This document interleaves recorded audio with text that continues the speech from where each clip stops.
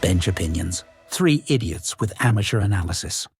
Hi, and welcome to Bench Opinions. Today we're going to be talking about football. As you can see, I'm supposed to be sitting here, but currently this spot is vacant, and I'm sitting in Maxi's spot because he is enjoying the sun and maybe a little bit of rain in Johannesburg, South Africa.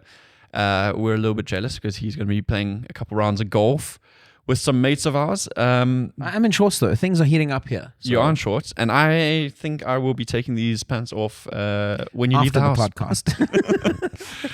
But we hope he's having a good time. I'm now going to try and take over some of his responsibilities in terms of going toe-to-toe with you in football discussion. Toe-to-toe, yeah.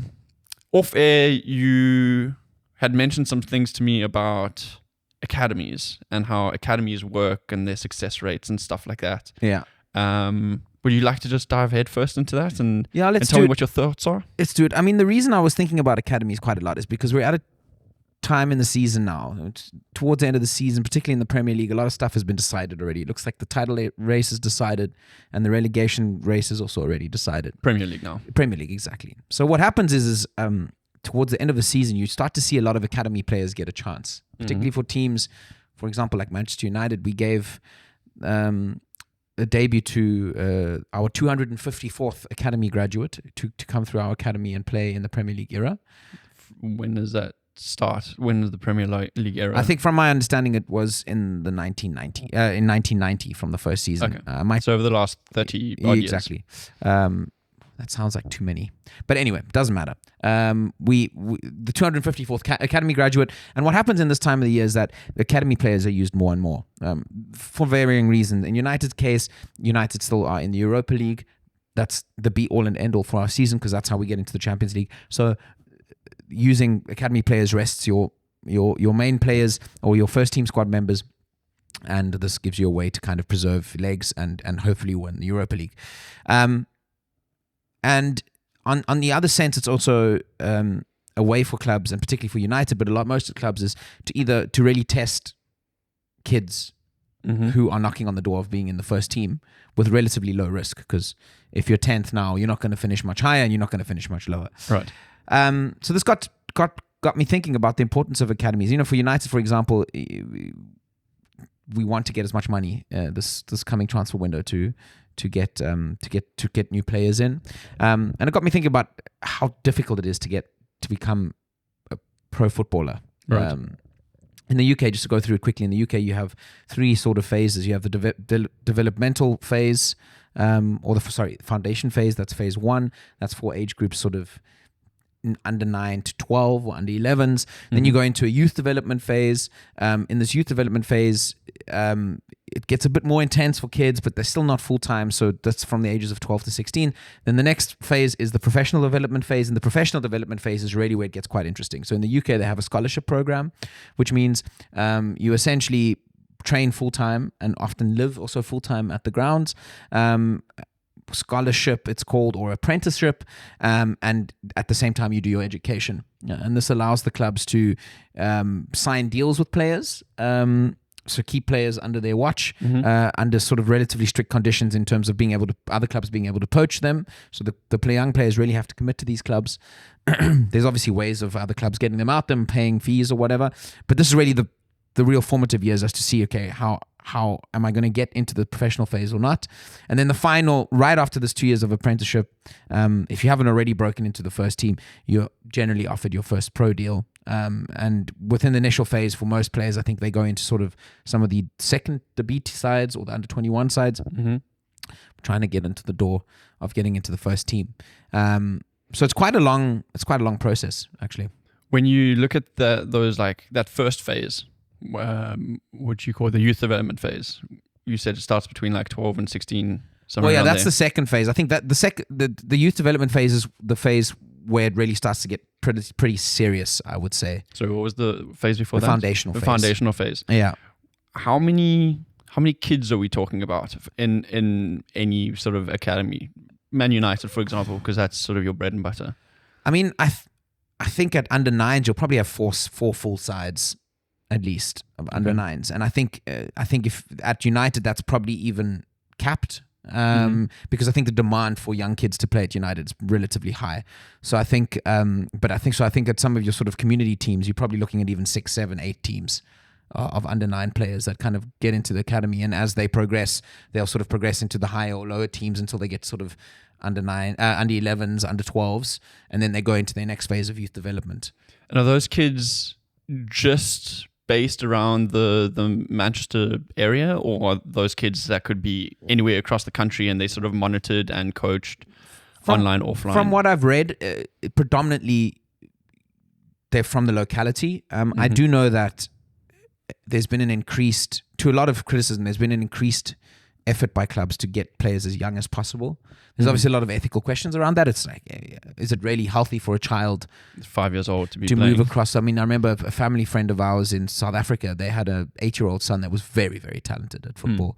And I think at that age, it's mostly just talent. They just have a knack and they just streaks ahead. And he was actually spotted at a tournament by West Bromwich Albion, I think, which is not a crazy big club. They used to be a Premier League side. They're now spotted in South Africa. In South Africa. Okay.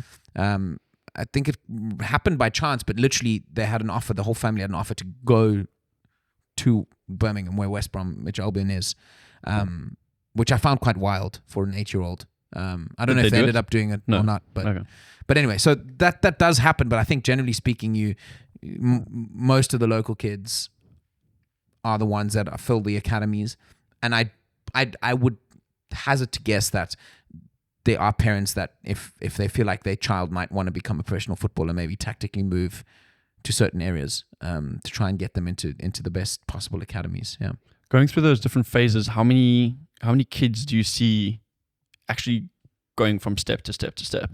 So if you work off joining the academy at under 9 phase as the 100%, only 15% of footballers are still in the academy at 16. That's minuscule. Yeah, that's crazy. And I think there'll be a variety of reasons for that. Loss of interest, picking up other sports. I think a lot of talented sports people are often talented at multiple sports, particularly if you're looking at seasonality. So football versus rugby, they both played in winter, but you can probably get away with playing either or cricket and football, for example, because cricket's a summer sport. So you saw that, for example, the Neville brothers at United were very gifted cricketers. Okay. So they could have probably gone on to play pretty high-level cricket. AB de Villiers in South Africa could have gone tennis. Either one of 3, I think. Exactly. Or rugby was also quite solid. Yeah. So you see that a lot. So that's 15% that are still at the academy at the age of 16. Okay. And then the next phase, straight away, there's a big chop of 5%. So the next phase is getting offered a scholarship so you can go into your apprenticeship years at the football club. That's only 10% of that 100% that initially end in the academy system. You also can't forget that the academies are so varied as well. They're actually even given official sort of categories in the UK. So you get category 4 to category 1 academies. And so your experience as an academy or on a player on a scholarship is so different. If you're in category 4, for example, there you're talking about really teams that are in the 3rd or 4th division of football clubs in the UK versus your scholarship and apprenticeship experience at United, for example. Right. So that's something to remember as well. But scholarships, 10% of that 100%. And then the final is going into being offered your first pro contract, which I think you can deem as officially making it as a pro footballer in its most basic form. And there you're looking at about 2% of that 100% that get offered a pro contract. So the funnel is extremely narrow, and it's actually pretty scary if you think about it. I remember also when I went through my teenage years, I read a lot of biographies from different players, particularly United players, and the amount of times that they would reference some of their closest friends at sort of academy level, or people who they talk about people that were like the under-19 captain of England, who you've never ever heard of. Yeah, I mean, you've never heard of them again. It's crazy. So they tend to drop right off the face of the earth. Yeah. So it's already like once in a lifetime that you get selected to get into your youth program. Yes, I can't even articulate myself. And then on top of that, it's like a 1 in 50 chance that you will ever get a pro contract. But is that just pro contracts with the academy, so the team of that academy, or is that pro contracts throughout the world? So like, say you go to the academy of Man United, but now you get signed for, I don't know, second division team in France. No, I think this is these are the numbers for the UK. So particularly but UK professional football in the UK or in England, and people that go through the ladder and then get offered a pro contract after they have completed their scholarship. And it might be a pro contract at the club that they completed their scholarship on, or it's a lot of them get dropped by the club that they're at, but then get picked up somewhere else. So if someone gets a really good footballing education at Liverpool or United or Chelsea or whatever, one of the clubs with the better academies, then obviously if they get dropped by that side, they become very attractive though to some of maybe the smaller football clubs or clubs that are just looking to maybe pick up a rough diamond or something like that. So yeah, but then if you look at it even more closely under magnifying glass, you've got players that go on to play a Premier League game is less than 1%. And players that go on to have a long-term pro career, that means multiple years as a full professional, is less than 0.5%. But that's also due to the fact that you've got other nations bringing players into the Premier League. Yeah, 100%. I don't know what there are quotas in the UK and in the Premier League as to how many homegrown players you have to have in a squad. Okay. So that they try and negate that, obviously, because obviously the English FA is obviously trying to also protect the best interests of the English football team. So they look to try and promote local promotion of players into first teams. But yeah, I mean, you have, there's literally clubs and leagues that are referred to as feeder leagues or feeder clubs. Particularly France is very much a feeder league for a lot of the top 5 leagues in Europe. I mean, if you go into sort of the top 5 league, or the top 5 the top 5 leagues, most graduates and the academies that produce them, a lot of them are from outside of the top 5 leagues. So you have Ajax Amsterdam have been for a very long time, since the 70s, known for their academy. They currently have over 81 players playing in the top 5 leagues that have graduated from their academy. They're not in the top 5 leagues in Europe. That's just currently. Exactly. Yeah. They're not in the top 5 leagues in Europe. Then you have Benfica in second place. They're not in the top 5. Benfica is from where? Portugal. Okay. Yeah. Barcelona then and Real Madrid and Paris Saint-Germain then are the next 3. Paris Saint-Germain actually surprises me a little bit because they're quite a buying club, but I think they're obviously doing a lot of youth work as well. But Barcelona, for example, it just produce players after player after player. I mean, so many of their, and I would hazard to guess that they're probably up at the top of the list in terms of teams that have the most graduates inside their own club. Okay. They tend to promote a lot of people, young players. Lamine Yamal is also, he was 16 when he broke into the side. So they have a very healthy relationship with promoting youth players, which can't be said for a lot of the other clubs. But then you go into Sporting, Lisbon come in there then, and then you have Lyon. I mentioned the French clubs. Atalanta are notorious for producing really good youth players, and particularly a lot of rough diamonds in Africa. They signed a lot of teenagers from Africa. That seems to be their thing. And then Manchester United are in 9th with 47 players. Okay. Over 47 players currently playing. And that's something that United has also always done and championed, is trying to get players into the first team and playing good football. And then very big surprise at 10 is Dinamo Zagreb from Croatia, which is hats off to them. I mean, that's an unbelievable stat for them to be 10th out of the 10 clubs that have the most active top 5 league graduates. Yeah. I would not have thought that would be the case. Well, that raises an interesting question. Do some clubs use their academies as a business model? Oh, 100%. So I was actually reading an article, I think I was watching an interview, and then I read an article on Exeter City. Exeter City are, I think, currently in the 3rd division of English football, so League One. And they're definitely a club that's seen to be quite modern and upwardly mobile within the English footballing ladder. And the chairman of the club was talking about their academy, and their academy is categorized as a Category 3 academy, actually, officially, in the ladder. And yet they actually outperform in terms of producing professional footballers. They're currently outperforming most of the Category 2 academies. Right. Which is quite interesting. And obviously that helps them that helps them generate funds, because if you're selling to clubs that are above you in the footballing ladder, you're going to get big fees for these players, or bigger fees.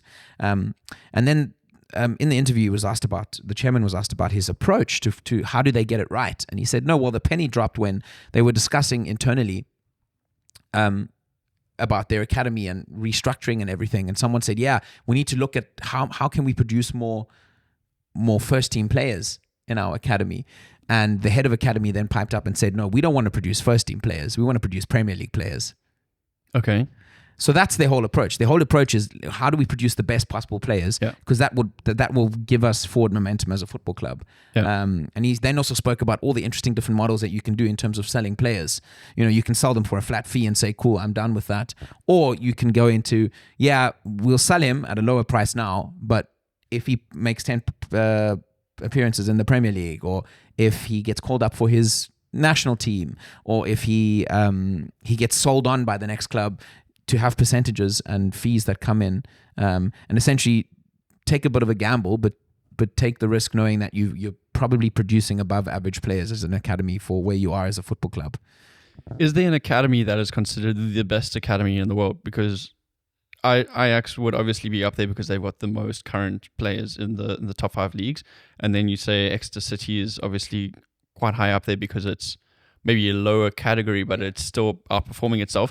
Like, where do you see the best players in the world coming through? So there's a CIES, which is a think tank for football, and they look at all sorts of statistics in football. They actually, so the ranking I just gave you was a ranking for the most active, the clubs that produce the most active top 5 league graduates. Right. Currently. Doesn't mean they're the best players. Though. It just means they... But CIES have their own list, and it measures a multitude of different metrics, but there you start to see teams like Bayern Munich all of a sudden feature in the top 10s. Stade Rennes, also from France, feature there. Dortmund feature there, because they look at other metrics. For example, they look at how many minutes do these players play. Mm-hmm. They give higher scoring to academies that are able to generate players that feature for the teams whose academy they were in. So they'll give you more points if this player ends up playing for your first team in your academy, as opposed to if you sell him off to someone else. Okay. So that's quite interesting. So there are very different metrics there. I think it has to be a balance of the two. And I think into today's modern game, it has to be a balance of how much money, how much value in terms of footballers do you produce in your club? Mm-hmm. And that value is seen in how much money does it save you for your first team, which is something that's very, very interesting to United at the moment because we don't have the funds. So, and then how much also, so that saves you money. If you find a left back from your own academy, it is vastly cheaper than finding a left back in Italy that you have to pay 40 million for. Right. And then on top of that, I would say also how much does your academy contribute to you improving as a football club and generate value through player sales? And I think those are two very important things. If you look at City, for example, City get a lot of criticism. They're starting to get better under Pep Guardiola. I think their hard work at grassroots level is starting to pay off now because they have a few players coming through like McAtee and I think O'Reilly is a really amazing centre-back that has emerged this year. And over the years, there's been some good players. Phil Foden came through. Jadon Sancho eventually moved to Dortmund, but then still got into the Dortmund team and moved back to United. Anyway, very complicated. But City are starting to... But the criticism a lot of the time for City was that they were really good at selling academy players at high prices when they were still worth the value. But back in the day, they didn't particularly get the opportunities to play for City's first team. Okay. But I think those things are starting to change. That's why, I mean, for example, this Paris Saint-Germain situation, I think is that it's shocking to me, but it shows that it works if teams are investing heavily in grassroots level. And I think it's hard to... I think you can't criticize a club. If a club is graduating players that go on to become professionals, full-time professionals, I think their job is done. Yeah. I don't think it's fair to criticize any academy if maybe these players don't end up in their own first team, but end up playing professional football across Europe in one of the top 5 leagues or any league, because I think then your job is done as an academy. I mean, the fact of the matter is it's a pyramid, right? So you've got a large academy with, as you said, up to four-side teams, and then you've got one team at the top. So just purely numbers-based, it's impossible for all of them to play in the the Premier League or the La Liga or whatever team. You mentioned two teams from the Bundesliga. Do you see like a big difference in the way the academies work throughout the world? Is there something specific to like the German sort of football teams in comparison to like the Premier League teams? I know that in Germany, there's very big value placed on the Internat system. So that means you live like boarding schools. Boarding school. You stay on the premises. There's a lot of value placed in that. So that's then going through a school system rather than the football academy. So they would go and get their education there as well. Exactly. It's a little bit different. From my understanding, in the UK, the clubs have their academy, and the boys at United or the bigger clubs, the boys will definitely stay in the same place, so in the boarding house, but they'll often then go to schools, separate schools. So the clubs have sort of educational programs run by outside schools. Okay. So that's something that's done. And in Germany, it's definitely way more centralized, way more controlled. And I know that's something that they really seem to prioritize.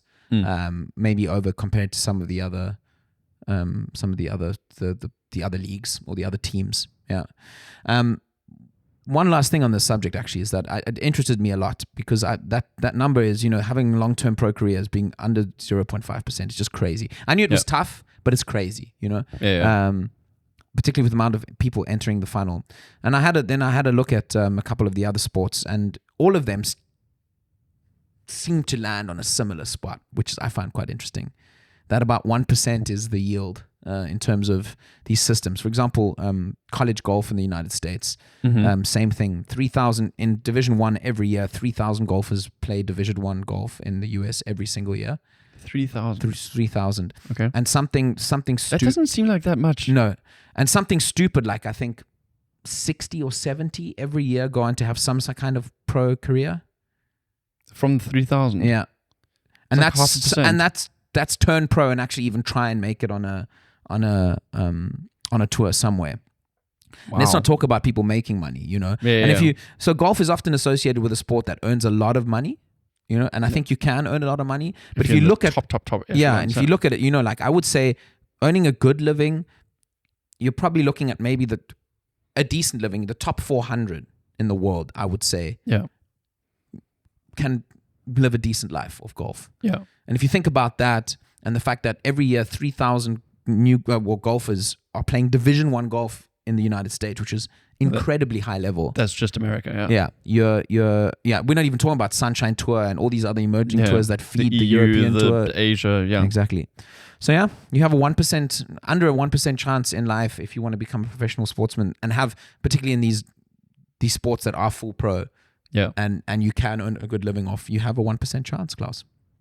And we have both not taken advantage of our 1% chance. We are part of the 99.5% of the rest of us yobbos. So that's why we sit on the couch and talk about these things. It's only because of injury, though. Feigned injuries. Yeah, exactly. Thanks for the education lesson. No worries. Appreciate it. I feel like I am much wiser.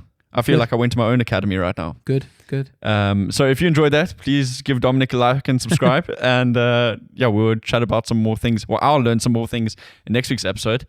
Stay tuned for tomorrow's episode, which is going to be rugby. We're going to talk about the best rugby nation in the world. And we're not talking about the national team, the holistic approach. Exactly. Goodbye. See you then.